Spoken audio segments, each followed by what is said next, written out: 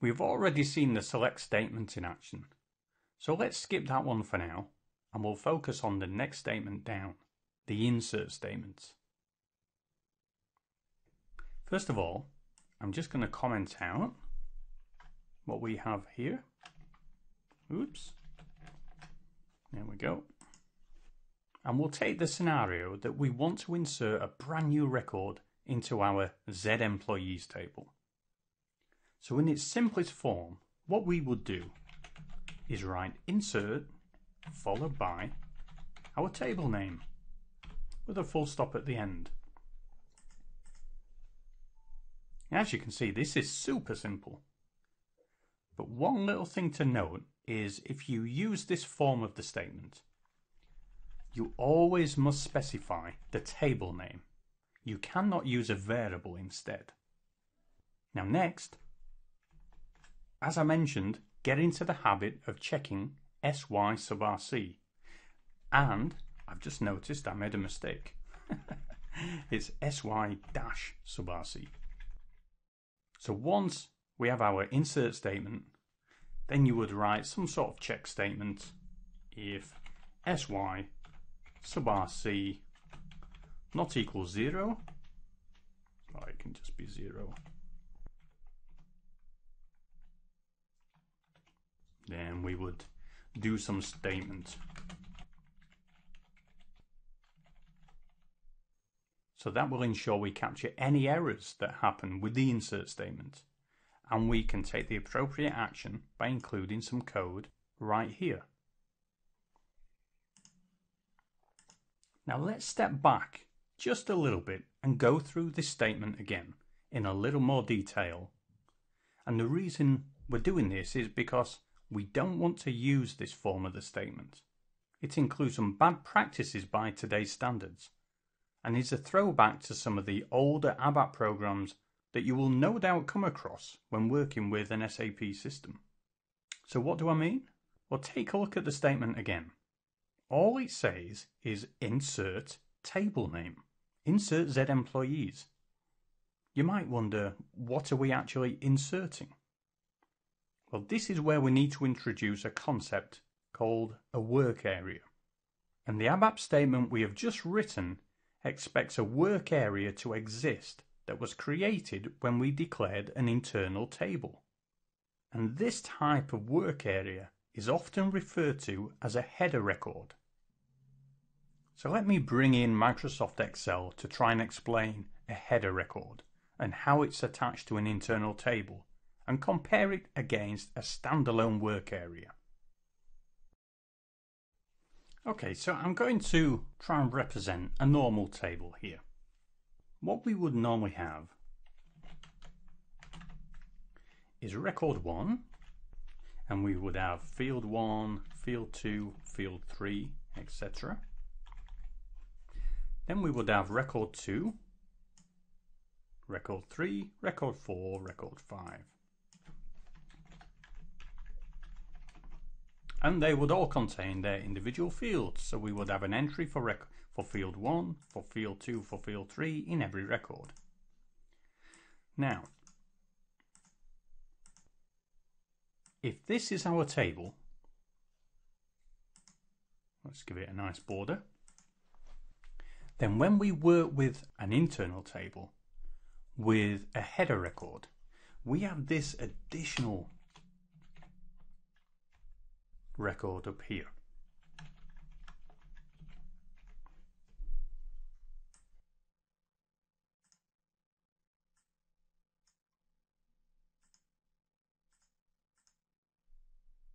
And this little guy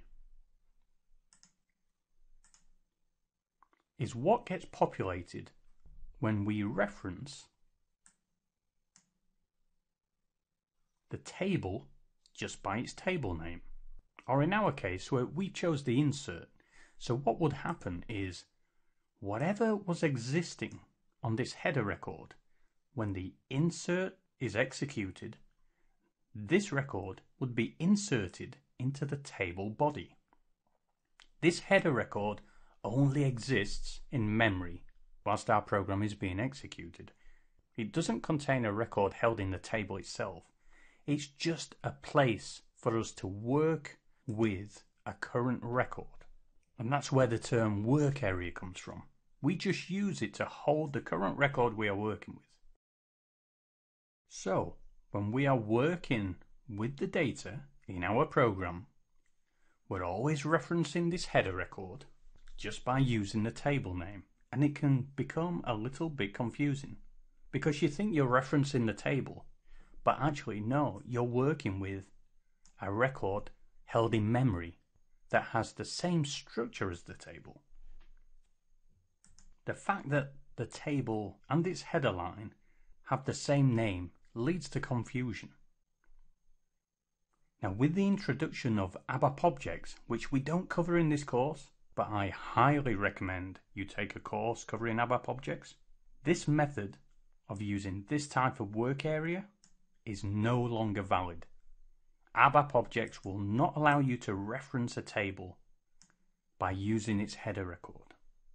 So like I say, this is a bit of a throwback to how ABAP was coded many years ago. And with the changes in the language that have come about of the last, I was going to say few years, but boy, it must be 6 years, 7 years. This way of referencing a work area for a table is no longer used. And you shouldn't create programs yourself using this type of work area. So to avoid any confusion when working with internal tables, you should make sure your programs work with separate work areas. And what do I mean by this? Well, it is similar in a way to what we have here.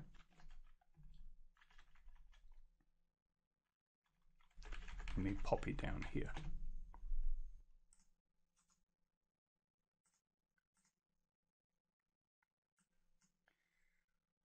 If I do an insert,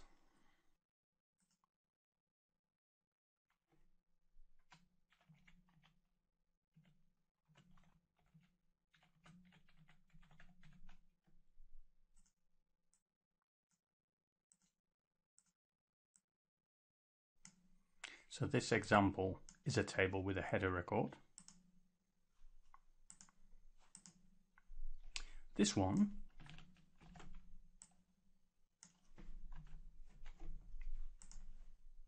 is an internal table without header record, but we have a separately defined work area.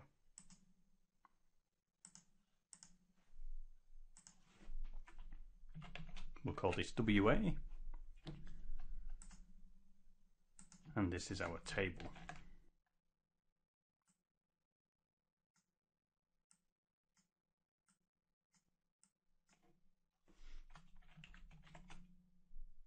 So when we write code, we can reference the table by itself, and when we reference the work area where we want to work with a record in memory, we reference a completely separate work area. It will have its own name, so it will be clear that it does not belong to the table exclusively.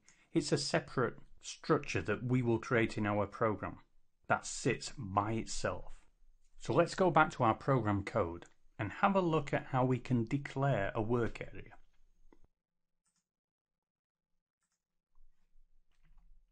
So you should be familiar with the data statement, and that's exactly what we do to declare a work area, because in reality, it's just like a normal structure. All we do is data, and we'll give it a name. Let's say WA employees. Then we need to give it a type.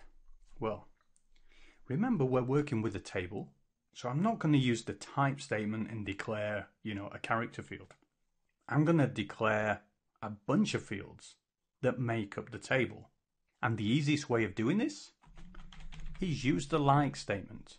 And we're going to say our WA employees work area is like Z employees, which is our table. So our WA employees work area will take the same structure as our Z employees table. But it won't be a table as such. It will be a record structure, not a table structure. So our work area will only store one record. So once we declare our WA employees work area, we can then change our insert statement to use the work area to insert a record into the table. And we do this by editing the insert statement. Instead of saying insert Z employees, we will say insert Z employees from WA employees, which is our work area. It would help if I could type. Here we go. Now also, with this form of the statement, we could actually use a variable here to identify the table. So instead of doing insert table name, we can do insert and put a variable there that we may have populated earlier with our Z employees table. And the only thing to remember is if you do use a variable, you have to enclose it in brackets. So our insert statement would look like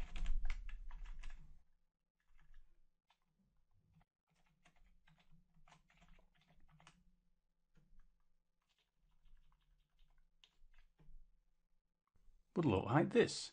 Insert our table name in brackets. I'll remove that for now and we'll concentrate on the basic form. So now we've declared our work area. We've got an insert statement. One thing I need to do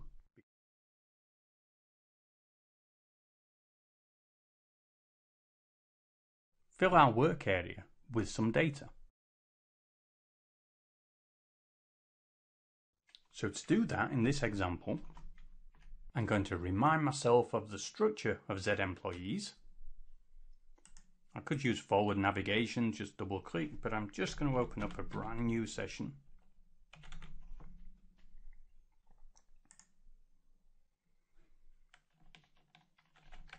And I'm going to copy these fields.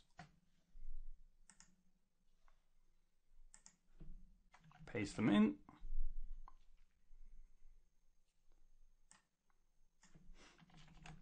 Remember, copy and paste is a coder's best friend.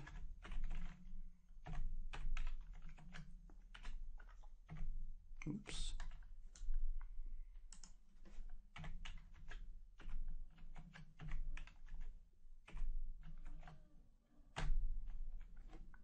So what we would do is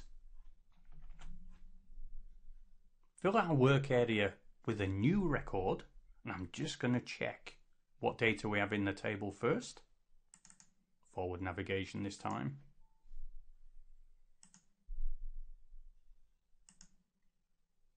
Okay, we have used up to 1, 0, 10, 5.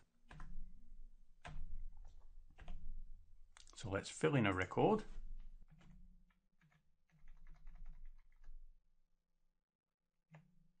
Six.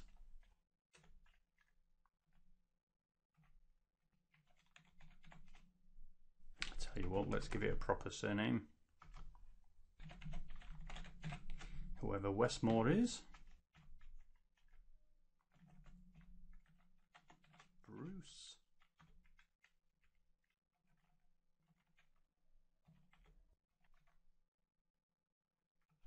No, he wasn't born in 2000. Let's say 1992. 12/13.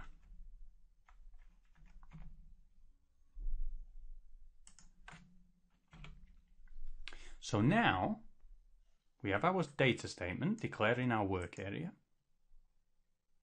We are filling our work area fields with some values. We're then going to insert our work area field into our table and check that everything works successfully. And for this check, let's have a write statement.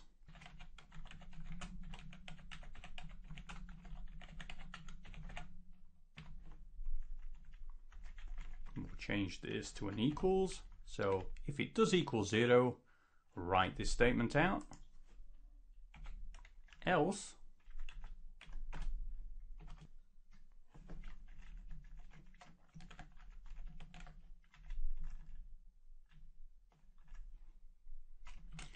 we have a return code of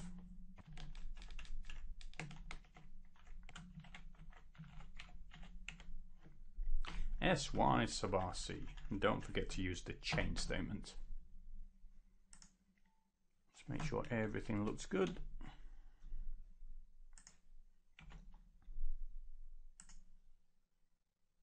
Give it a check, and then we should be able to execute our program.